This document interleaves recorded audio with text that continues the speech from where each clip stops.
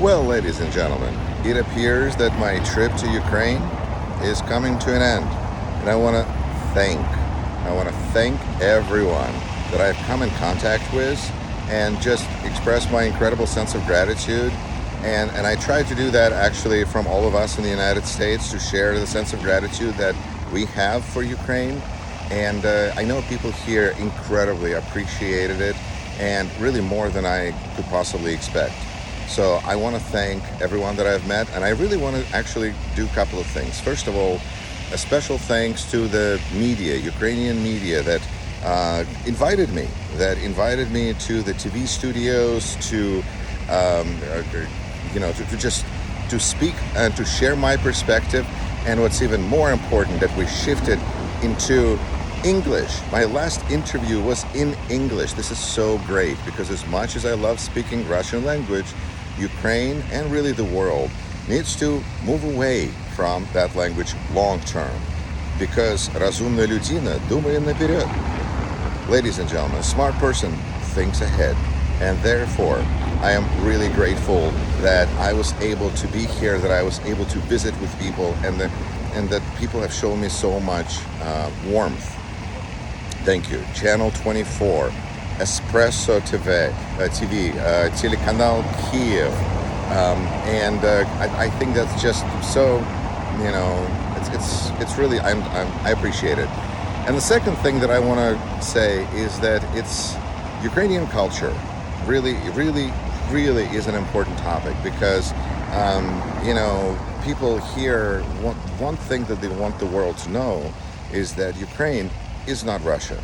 And one of the ways that Ukraine is separating itself and making it clear for anyone curious that it is not Russia is really by developing its own culture. And that means music, that means literature, that means art. Why? Because art shows us how people live. It shows us what's on the inside. Like, for instance, people here really appreciate quality work. It may not be the fastest, but it's gonna be quality.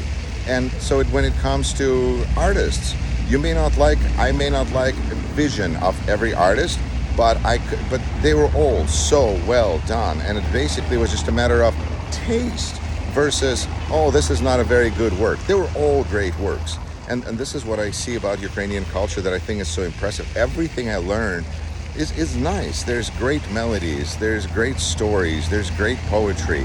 Ukrainian language is beautiful. So for those that tell me that, Yuri, you have 2 daughters and they do not speak Russian, how can you? I say, well, it is good to be bilingual, but there are other languages, like Ukrainian or Spanish. There's lots of great languages that can be learned besides Russian. Just because I speak it so well doesn't mean you should or have to. So Ukrainian culture and just the way people live here, it's not America, it's very different.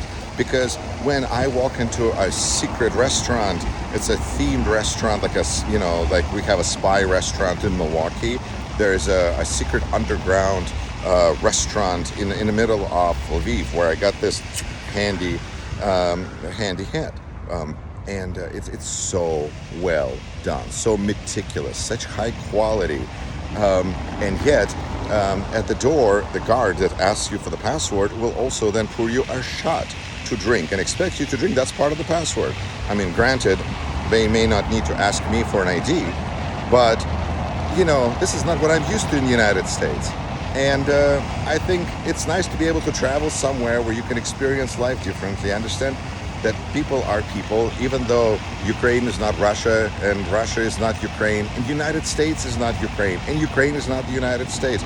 We're all different. But when we travel, we communicate with each other, and that gives us opportunities. Opportunities, man, that's what it's all about. So I really appreciate everyone I've met. I really appreciate everything that was shown to me. Volunteers that are working for the war effort. It's incredible when you see elderly ladies together with a 9-year-old girl get together every day, every morning to knit nets for defense effort. And because they would rather do that and make these nets than sit at home and do nothing. and be nervous and feel like they're not doing enough to help the war. And here they are engaged, they're helping. They get gratitude from soldiers because they say their masking nets are the best. Yes, of course, they're the best because they're made with love. And that's amazing. So I think that a country that has so much to offer its people, that knows so well the horrors of being part of Russian state, will never be a part of Russian state. But I'm really glad because the difference, there's a big difference between the themed restaurant about Ukrainian struggle and what's going on now. Because the Ukrainian struggle before was underground. It was amazing camaraderie, but it was against everyone. They fought against Poles, they fought against Germans, they fought against Soviets, everybody, because they had no allies, they had no government really that would recognize them and offer them assistance. And that is an incredible difference between what was happening before, when Ukraine was fighting for itself by itself, and now when Ukraine stands up against a horrible aggression by, I can't call it state, by the Russian terrorist group. But now it is democratic state. It has state power. It has allies. It's just amazing, the difference, because that is what allowing people to just live their lives, to just walk around and enjoy being on a beautiful morning. This is a holiday morning here. It's a day of independence. And there's going to be, people are nervous because to what extent can you really have a celebration when you're in the middle of a war, right? Especially if Putin, being a terrorist leader of a terrorist state, basically waits for holidays to make attacks, because he's not fighting against really, he's trying to terrorize the population. And I'll talk more about that actually, because the terror that Russia is inflicting on Ukraine is incredibly similar in feeling to me of the stories I've heard about Stalin's purges. See, during Stalin's times, in the late 1930s in particular, everything was fine during the day, and then at night, people would get picked up, and some of them would be executed. Many of them were executed. Others were sent off to gulag camps in Siberia. Many of them didn't make it. Most of them never came back. But in the morning, life returned. And those that made it through the night would be, congratulating themselves on living in Soviet Union again. And here I see a situation where life is going on during the day, everything is calm, but then nighttime comes, and that's when most of the terror attacks happen. Because what is the goal of this? It's to get people exhausted. Because imagine if you had to run to a bomb shelter several times a night. Do you think your quality of work would suffer? Do you think you would view life a little differently? So all of this kind of stuff is happening here, and this is what makes Russia a terrorist state, because these attacks, to me, like Stalin's purges, occur in the middle of the night, and then we're back at daytime, and everything's great. But you know what, people at the end of the evening, when they part, they will look at each other, especially in Kiev, because in Kiev, thanks to American air defense systems, people are able now to sleep a little bit. And that's really incredible. And they can't stop thanking me as like an American, to thank for the military help that is allowing them to sleep. But people say to each other, have a good and quiet night. And they mean it, and they look you in the eye, and they say it because they mean for you to have a quiet night, because they want to have a quiet night, because they know how vulnerable we all are here.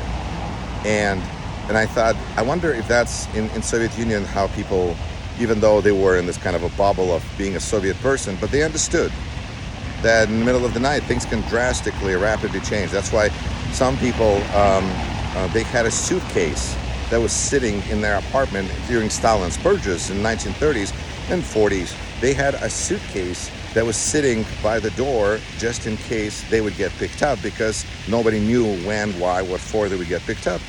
But that's all you had. You just grab that suitcase and off you go. And so this wishing of a good and peaceful night in Ukraine in 21st century, that really rings back and harkens back to 1930s in Soviet Union, it's such a powerful, historical transition, because I live in America, right? I live in America where Kamala Harris is about to become president and win election, and things are really, looking pretty good right now. And I am in a country where people wish each other to have a good night, because who knows what will happen during the night. I think America owes it to ourselves to do everything we can to support Ukraine. This is in our interests, because this really, it's not just our defense. We're promoting that this democracy thing works. And it does. It really does. There are people who are able to live their lives and even complain about America because of America. And I'm so proud to be an American citizen. That is just, I go everywhere and I carry this thing with me because I love it. So thank you, Ukraine. Let's go home and Slava Ukraini.